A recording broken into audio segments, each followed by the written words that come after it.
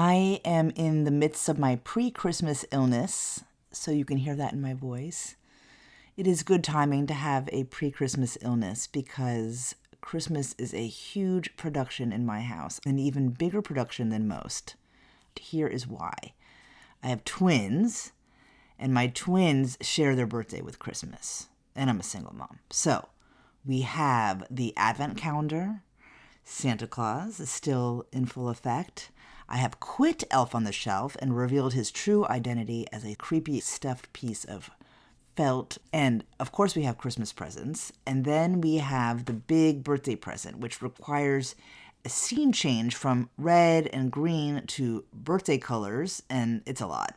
Their dad comes to town on Christmas Eve this year, a bit like Santa, and he's going to be staying around for a whole month, the whole month of January. He'll be staying nearby, which will shift their routine a lot. So it's good to get the sickness out of the way now. I've avoided getting sick all season as my kids have gotten one thing after another, including walking pneumonia, which where we live has become like a huge epidemic. Speaking of seasons, in my sixth state, I watched the entire first season of the show Industry on HBO. And oh my goodness, if this isn't the most joyless, soulless group of young people, it's pretty grim. I've never seen a more unsympathetic protagonist, but I can't stop watching. It's like that car wreck effect. You can't turn away, which is strange for me because I have an allergy to corporate offices. I also have an allergy to watching people take hard drugs. But somehow I'm watching this show, and I'm sure I will watch season 2 to get to season 3, which is supposed to be the best season. So don't tell me what happens in season 2 and 3. But it's utter masochism. In an earlier episode of Actual People, we discussed ether-rich programming, and Industry was an example, along with Succession and Triangle of Sadness and many other shows. But I don't see Industry in the same camp as those shows. I'm not sure where I'm landing with this one. It doesn't have that shiny veneer that those other shows have, this vicarious thrill of that level of indulgence and waste. This is the opposite. This is like, ugh, it kind of makes your stomach turn. I never aspired to a career in finance, and I didn't know there was any mystique or appeal to a finance job. I never thought of that as a glamorous job or a job anyone would ever want. In my world, it was editorial jobs at magazines, fashion and art gallery jobs. Those were the jobs my peers were after. Finance was the anathema to all that we held dear. It showed in our wallets as well. But I realize now it's a privilege to turn your nose at Wall Street jobs. Well, that's what we did. I couldn't have done it anyway because, like I said, I'm allergic to those environments. I'm also bad at math. Anyway, I'm still always looking for shows that skewer the status quo incisively. And speaking of incisive ways to critique society, I have to mention Luigi Mangione. I understand the folk heroism of this guy. It's easy to disassociate yourself from the cold-blooded murder he committed and focus on the carefully inscribed bullets and the general poetry of his act. But he killed a man, and I'm going to just get that out of the way. He killed a man who we are starting to learn did some pretty okay things relative to his role. He helped people get medical care during the pandemic, yada, yada, yada. But, it doesn't really matter. You don't kill anybody. That's just the social norm. You don't commit murder. But the public is so numb to gun violence and murder because we glorify it on television. We hear it on the news every single day that the comeuppance for financial predators overrode the general sense of morality about murder. Basically, the moral weight of the injustice of our healthcare system rose above the immorality of murder. Leaving behind the details, it speaks more to our growing unrest about wealth inequity and lies in general. On today's episode, we don't discuss this specifically, but we discuss our current culture and attitudes, including the consequences of decisions made by out-of-touch people with a lot of power. Today's interview is with transdisciplinary design scientist and complex systems theorist with a PhD in resilient architecture technology, who's also a renowned futurist. A lot of words there. Her name is Melissa Sterry, and she's here to discuss the modern paradox.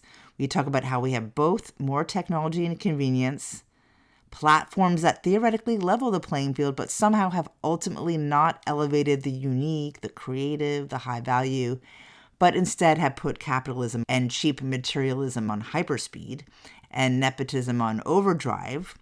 We discuss the fact that we are destigmatizing mental health, but somehow mental health is just getting worse. That we are championing diversity, but somehow oversimplifying people into flat caricatures that annihilates diversity and erases humanity. It's sort of like we've created an intolerant padded cell, while outside this cell of our making, things get worse. But she sees a light. We talk about neurodiversity, the power of small, sincere networks, an embrace of the analog, and more. Take a listen.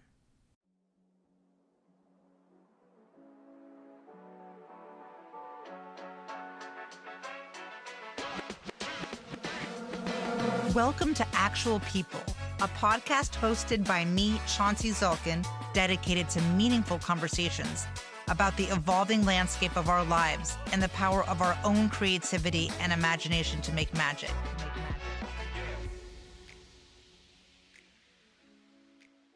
There are a whole generation of people our age, we're just realizing we're probably not neuronormal because it was never a thing, was it, when we were kids? There were people that struggled a bit with this or that, but I was just the quiet, arty girl. I mean, that was the extent of the diagnoses.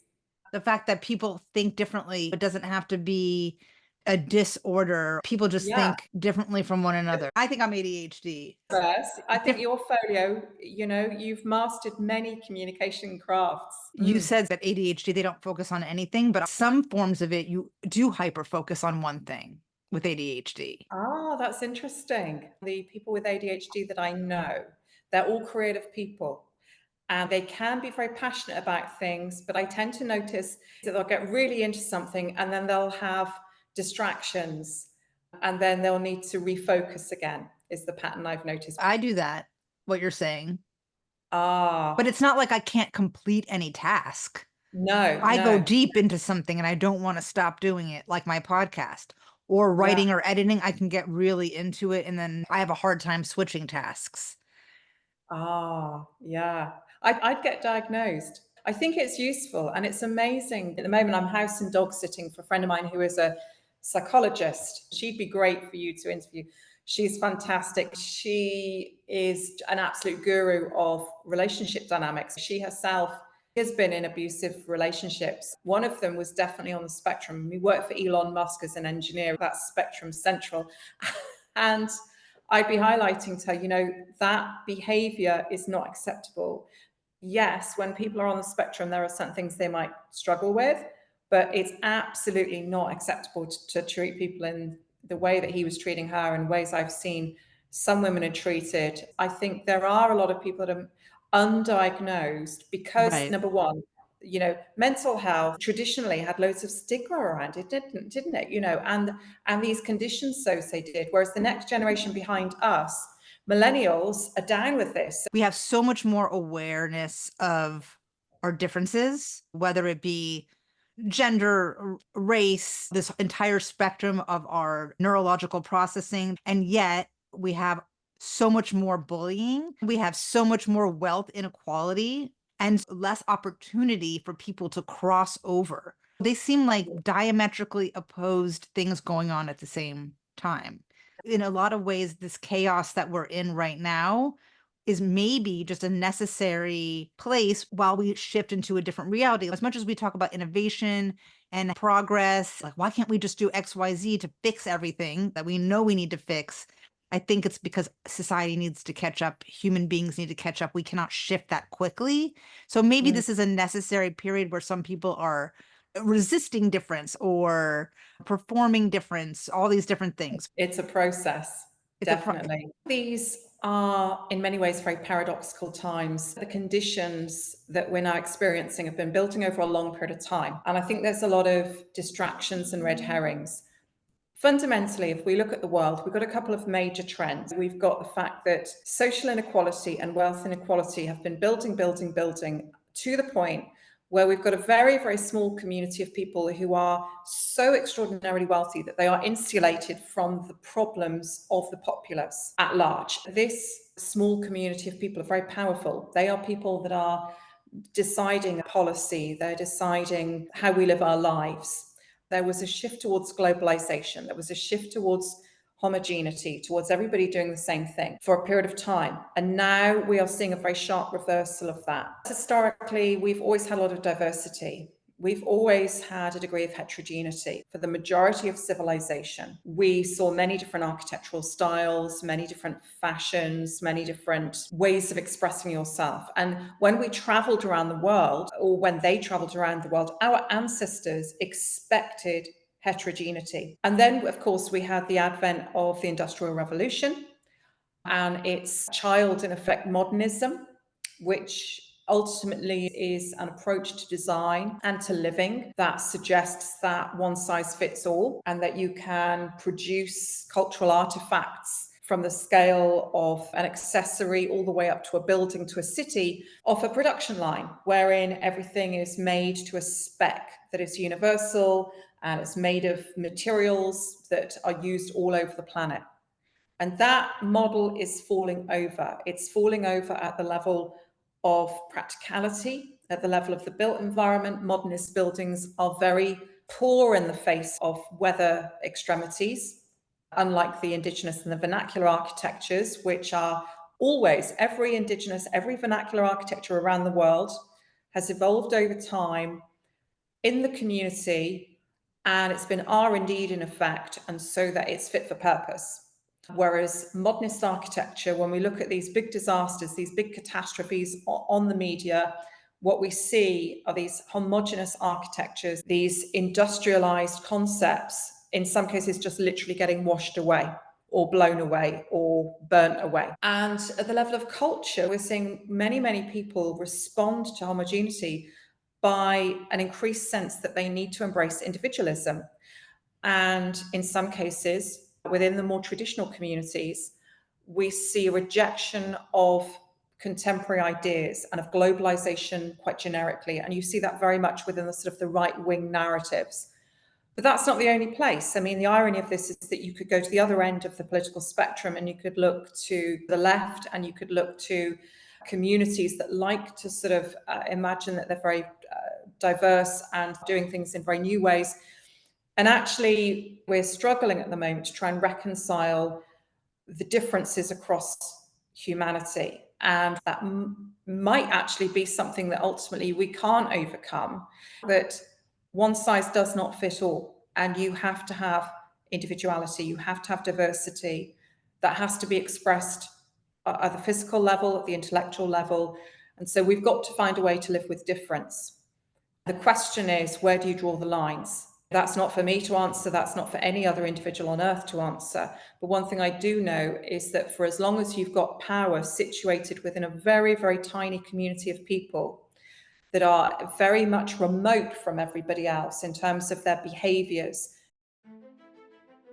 we've got individuals, I won't name names, but we've got some people that say, save the planet, everybody, stop flying, stop doing this, that, and the other, from the comfort of their super yacht or their private jet. And of course, the mass populace says, well, hang on a minute, walk your talk. What we actually need is many more people engaged in the conversation, and we need a lot more humility. I think we need to accept the fact that it's not going to be an easy process, but what's the option if we don't? We all go to war? That doesn't sound very appealing to me.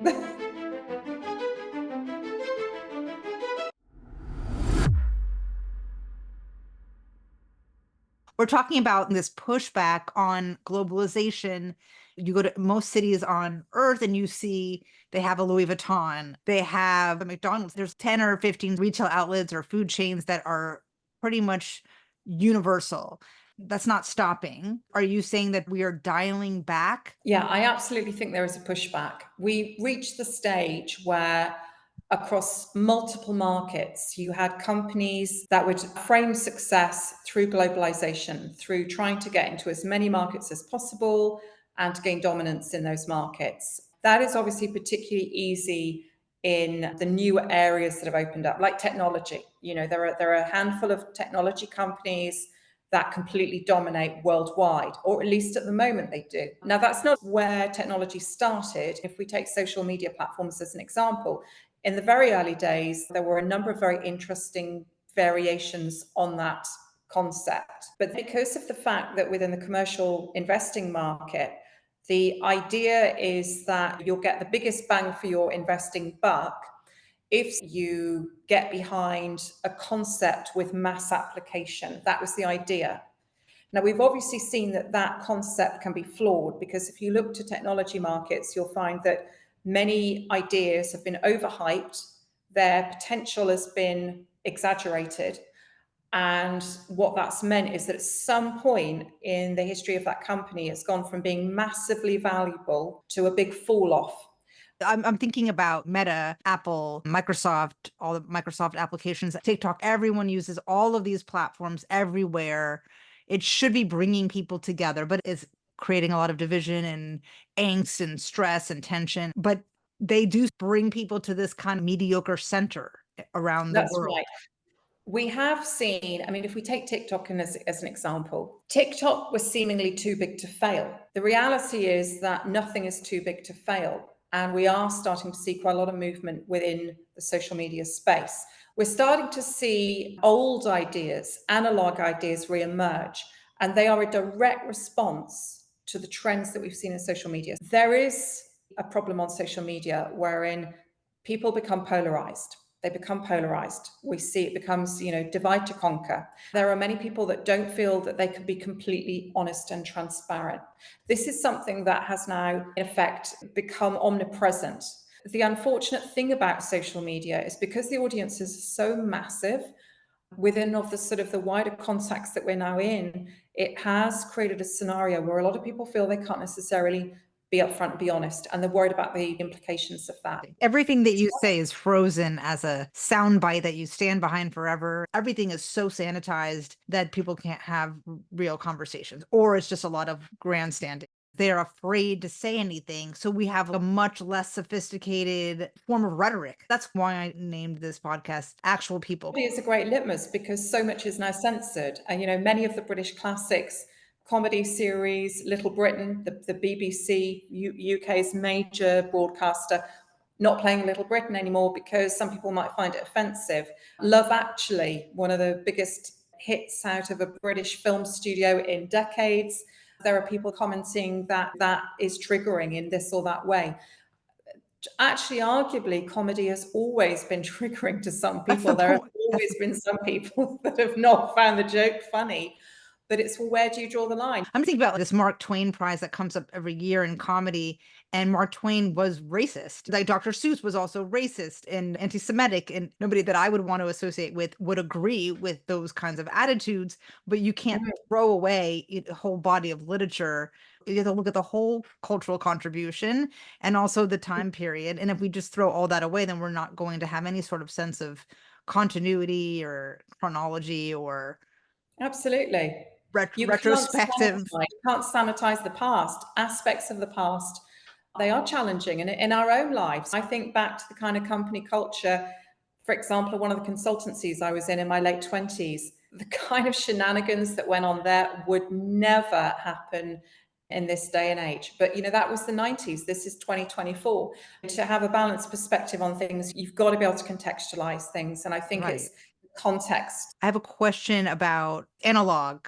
I pitched the idea of a print newspaper. So I went down this rabbit hole of looking into the resurgence in print. I don't know if it's a huge trend, but there's this and that article about things coming out in print again and this backlash against social media. So where are you seeing a return or integration of analog? Absolutely. I'm very much with you on the print thing. Look at the mainstream press and media arena, and we haven't seen any innovation in some considerable while. We're seeing mediocrity because of falling journalistic standards, falling editing standards. The clickbait model has fallen over. Essentially, all the mainstreamers will publish what are all the same stories, essentially, with very little differentiation and to a very low bar. What we don't see today in all but a few titles is a critique, an intelligent analysis of what press story has actually been presented. In some cases, you can read press and you understand that what you're reading is essentially a press release that is pretty much being published verbatim. So the mainstream press, I think, has lost its agency. And I think it lost it a long time ago. And we're seeing a couple of reactions to that. I think the alternative media has grown across a number of different markets. One of the early things was like Joe Rogan taking off. The States is really where that type of alternative media incubated and where it's still biggest. But markets like the UK have followed, not with the same traction, but that was one part of the community saying, we're not satisfied with the mainstream narrative, so we're looking for alternatives. Now in the UK, for example, we do have a couple of independent titles that are digital. We've got Byline Times, which is to the left, and we've got Unheard, which is to the right. And actually, whether you're left or right, the standard of the journalism and the standard of the editorial for the text content, not necessarily the podcast stuff, is, I would say, generally higher than most of the mainstream press. So that's on the digital. But then within the independent print media, that's where I think culturally we find the best examples for creativity. So that's where if you want to find the sexiest fashion magazines of the moment, you look to the indies. If you want to find the most interesting stuff on architecture, urban design, you definitely want to look to the indies. I have to point out this is definitely true in the UK. I think it's way more true over there than it is over here. I always look to the UK for better journalism than we always had. I don't know, maybe that's changed somewhat. I've always found it to be a little bit more middling over here in general, but The Atlantic does a great job.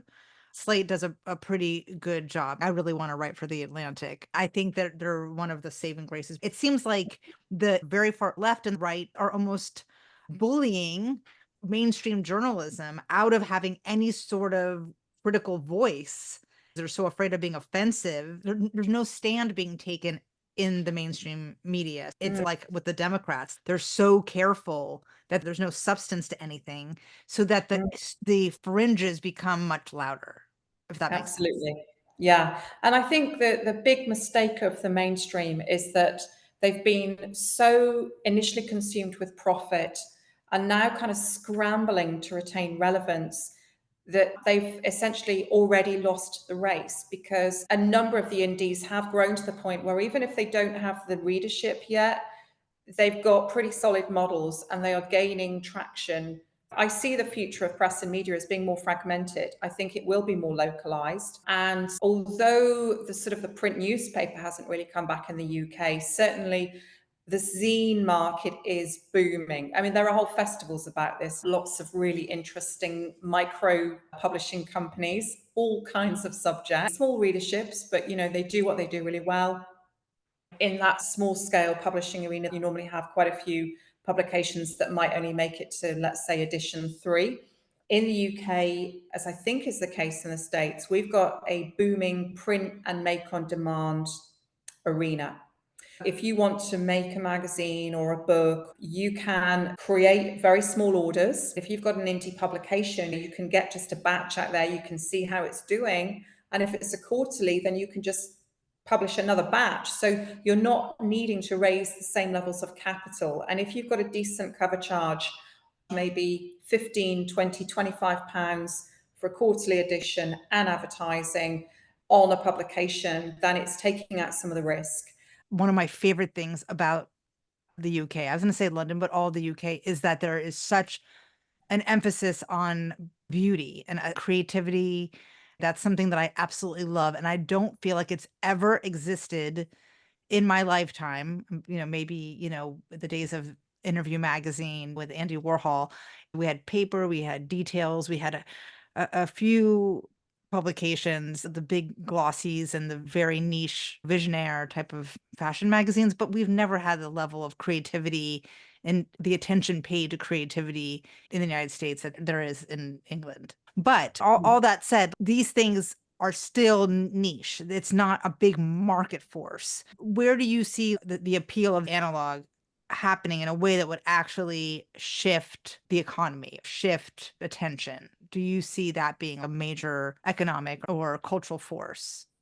I'm definitely seeing a rise in the number of indies and a reversion, not just in terms of print. Another thing that's really starting to take off in the UK is smaller events, in-person events. Now, we've always had that, but the idea of like the secret society.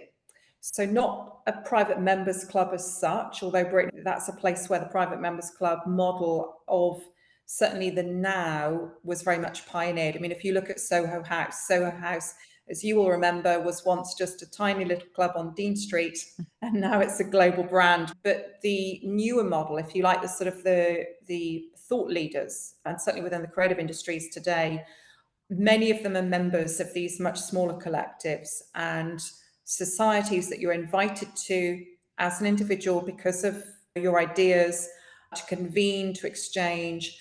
And so it's a bit of a shift from, if you like, we had the kind of the LinkedIn model became dominant and lots of people connecting via that, and it became massive. And I don't know how many people populate it, but it's huge.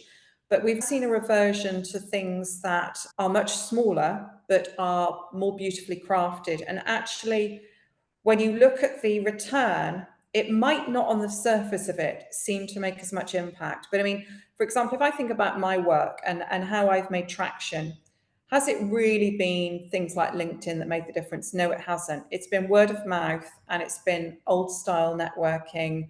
And actually, the press that I've done, the stuff that's been most impactful has actually been with the indies. It's been with those titles that put together really quality content and are not trying to be reductionist. They're not trying to get a soundbite out of you because, of course, anyone can give a soundbite, but to actually give a deeper analysis requires a bit more expertise. So we're seeing a definite trend in the UK towards this. Will it be universal in terms of impact? No. But I think there is a definite movement away from these kind of big global operations towards things that are smaller. One of the coolest magazines that I think you would love, it's called Clock Magazine. I know the founders. It started off literally as little more than a blog, very much focused on the arts. It's got absolutely fantastic content. It's been able to become what it is today because of that slow growth, because it's been growing now for several years, gaining momentum.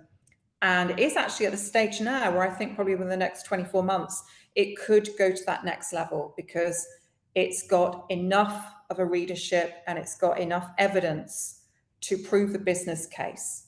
And a lot of these businesses are led by women. Clock Magazine is co-led by women. Is it So clock like on the wall? a blood clot, the Clot. CLOT. Yeah, Okay. clots. It's led by women. And when they were in the early days and we were talking about how it might move forward, I said, I know that you want to raise investment, but it's going to be a hard sell because you've got to have the metrics. If you go out and you land a big investment, that instantly means you're under a massive amount of pressure to turn a profit. And when you're trying to craft something that is original, experimental, and beautiful, that's not always going to work to your advantage. And I think that they're at just the right level. And if you look again to the mainstream, look at Vogue. Vogue today has lost its agency. I mean, what a tragedy. I've got literally a couple of decades worth of Vogue carefully stored at home. I used to buy that magazine religiously. I wrote my thesis on Vogue magazine. It was called 104 Years of Fantasy, a Cultural Studies Examination of Vogue magazine, and I got an A. Wow. Wow. It's a 100-page paper. And I went to the news. It was called the New School for Social Research then, and the dean of the undergraduate program, which was called Eugene Lane College, was my supervisor. We had a thesis. My focus was on semiotics. She said, "I don't believe that fashion has that much of an influence on culture, so you have to prove it to me." And then she gave me an A. So I thought that was just the beginning of this glorious career of success after success. I sat in the Condé Nast library in the old Condé Nast building that was near Grand Central.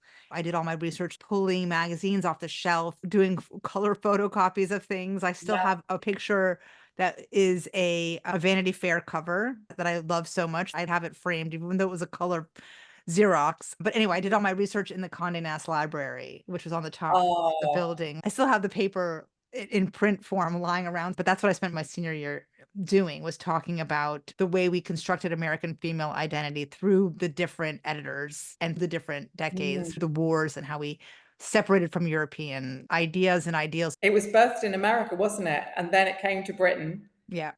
and became hugely, hugely successful and an incredible start as well. I mean, when we think about the beginning of Vogue, it was concerned with society events, wasn't it? It wasn't explicitly focused on fashion, Yeah. but then within a short amount of time, it was the fashion Bible. It was the maker or the breaker for the Yes. designers. The first editor was Edna Woolman Chase. I'm just pulling that out of my head. The first editor of Vogue magazine.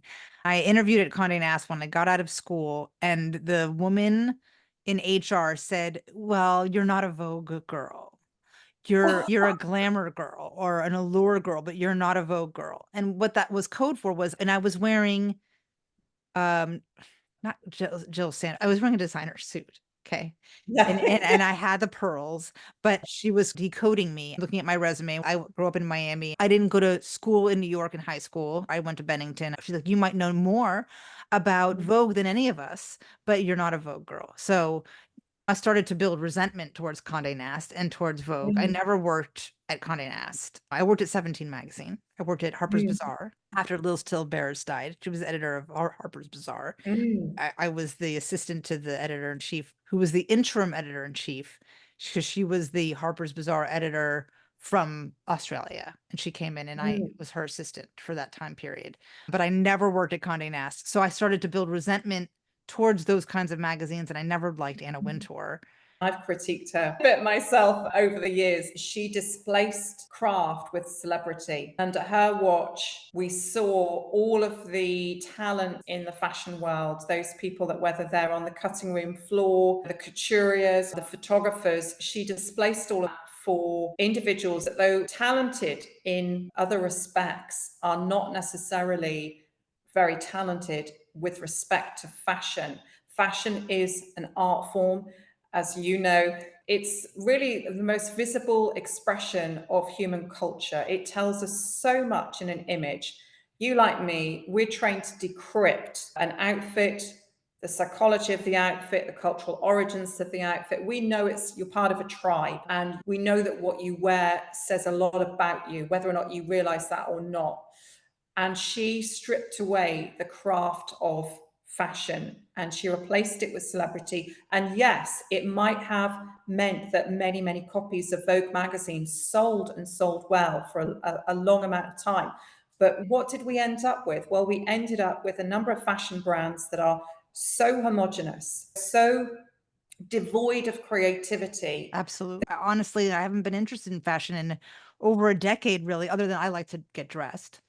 Yeah, I'm wearing a I'm tiger wearing sweatshirt. a Sig. Was so attracted to this vintage Sig. It's so ridiculous, but I Is love that the it. Mirage in Las Vegas? Yes, I don't know why. I'm like, I must have this.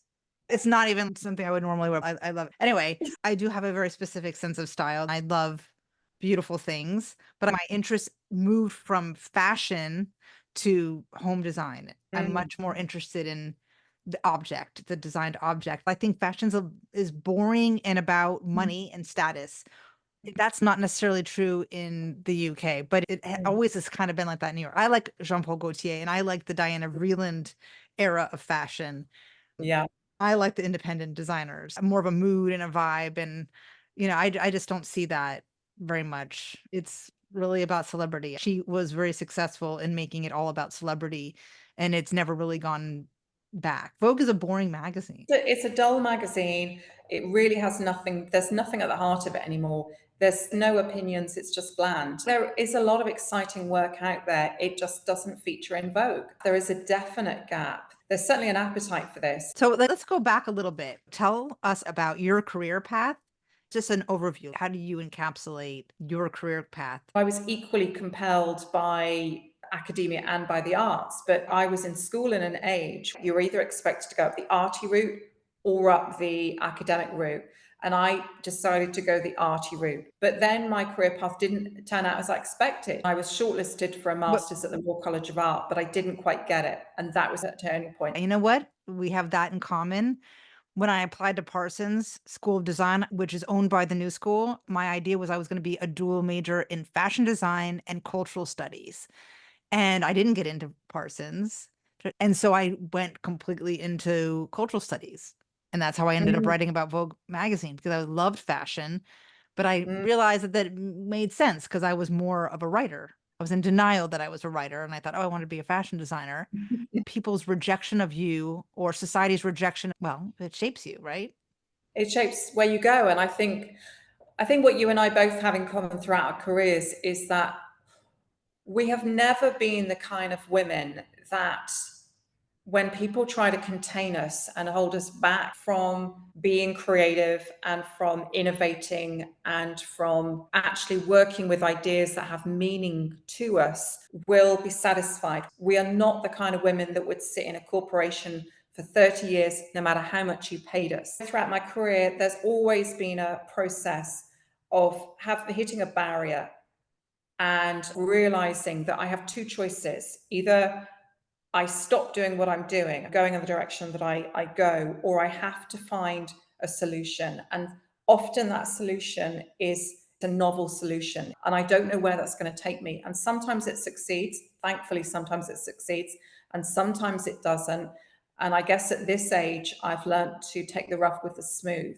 I used to have enormous panics and crises when I would reach a point at which something wasn't working. And I would have this fear, oh my goodness, is this the end? Am I not going to be able to carry on doing this? And after many kind of trial and error processes, I've realized if you stick with it and if you're creative enough, then you can usually get there, just not necessarily the way that you originally thought you would.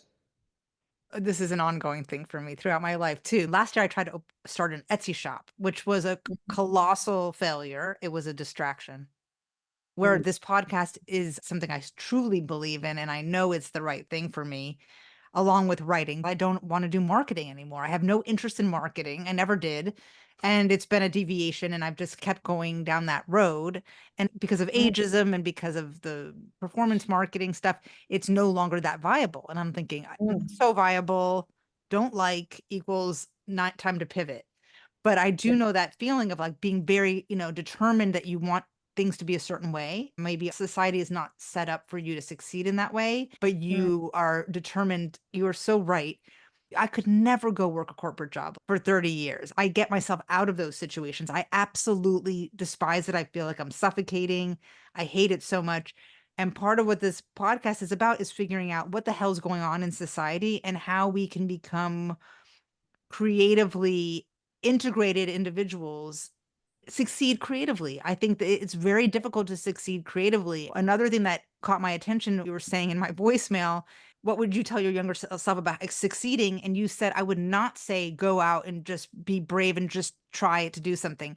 That really hit me. I would never encourage my kids to go to a school like Bennington, the experimental liberal arts school, because I have suffered and struggled enormously from going to schools like that. I wish I'd gone to Harvard or Yale or Princeton, where I mm, had a network of people that all could sort of give me a hand up into their ranks. I know it is not an even playing field and that you can do mm, anything if you just pull yourself up by the bootstraps. I know that that's not true anymore if it ever was, but that this mm, is a persistent myth that mm. if you work really hard and you're really creative and you're true to your vision, that eventually you'll succeed. And it's been heartbreaking to see that's not how it works. What would you tell your younger self? And why do you feel like these old ways of working, which were more about individual spirit, why they don't work so much anymore? And what can we do about it? Well, I think things do change over time. And that's the kind of paradox. Things that were very hard of past are much easier today. So, for example, like you, I have a side hustle in terms of a shop. I accidentally designed several hundred textile designs during the pandemic lockdowns of an evening, television on. And then I asked some friends, what do you think of these designs? I was just going to design myself some curtains, but I think some of these textiles are quite nice. What do you think? And they said, yeah, we love them. So I then used a platform where you can put your textile designs onto various white goods, and you position the prints and what have you. And then I built the shop, and I created the shop. And I know from having run my own label that the costs involved in doing that were many, many, many times less than back in the day, when to design something, I not only had to do everything by hand, but I had to physically make up all of my samples, and I had to then show my samples.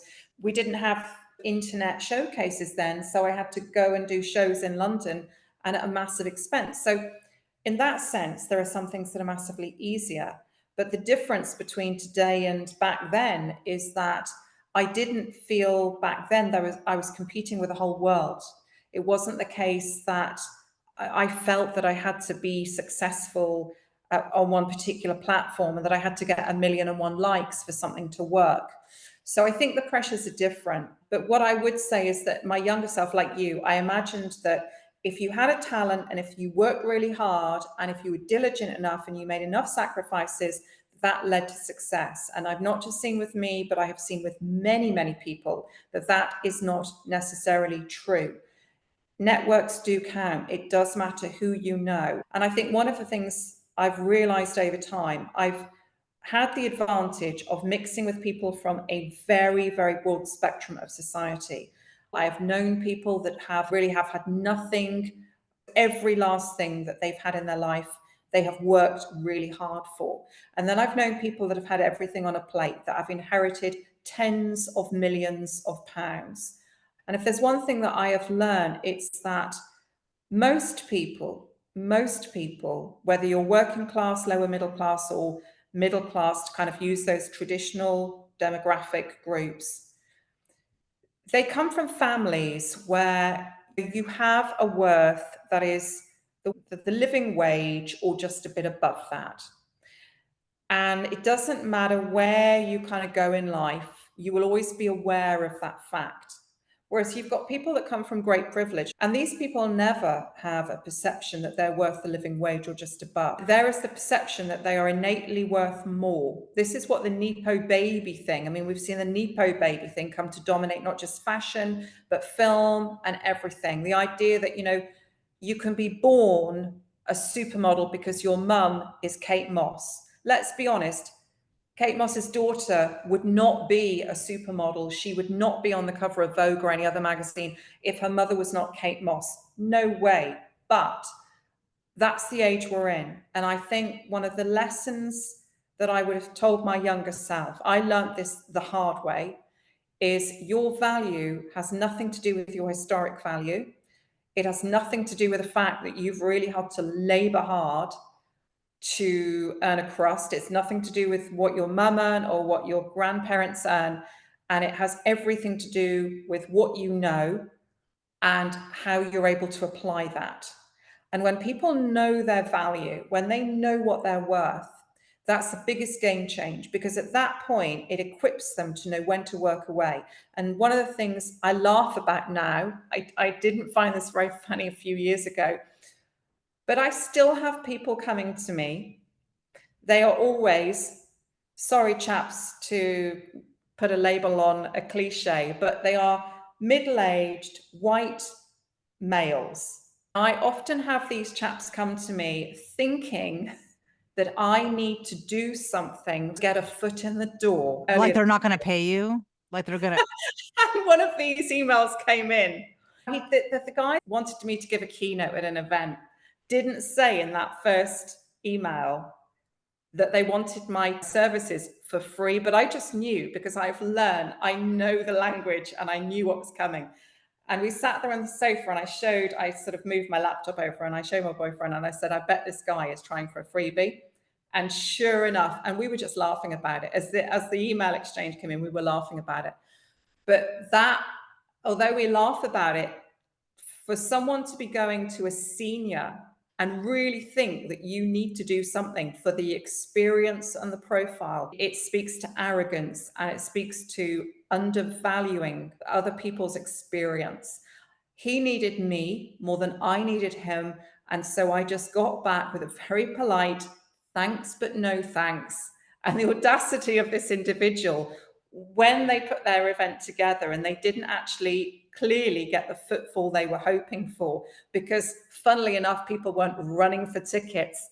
The guy actually asked me a week before if I could promote his event to my network. At which point I thought to myself, yeah, if you need to do that, then clearly you need to make sure that the next time you organize an event, you create the budget to pay people proportionate to whatever the ask is, or frankly, you just don't host it. Simple as. It speaks to the fact that we don't live in a meretricious society and people Yes. don't value quality. You don't get paid what you're worth.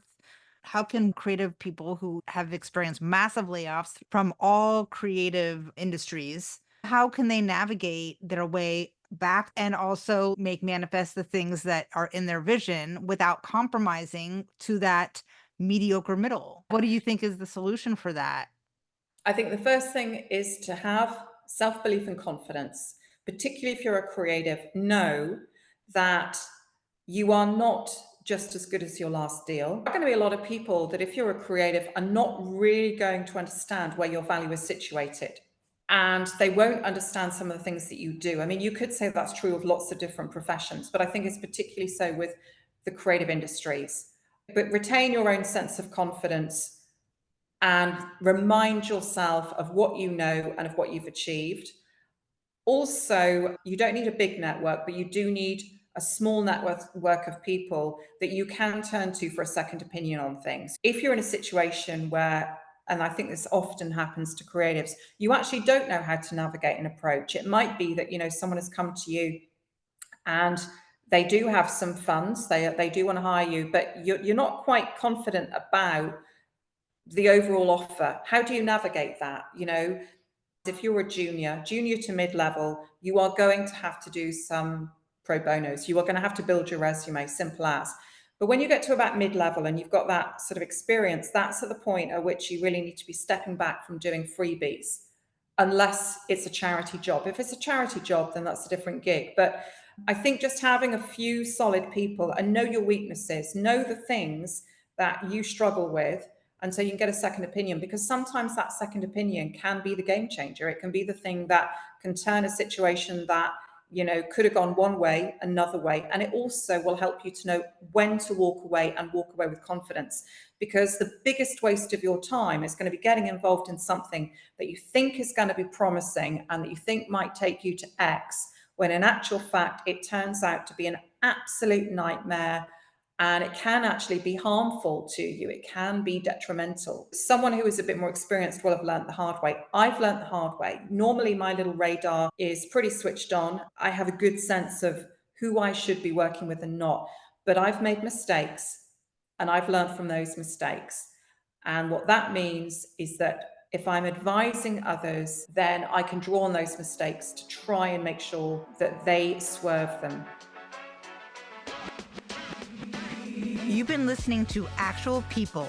This show is written, directed, and executive produced by me, your host, Chauncey Zalkin. Show sound designed by Eric Aaron.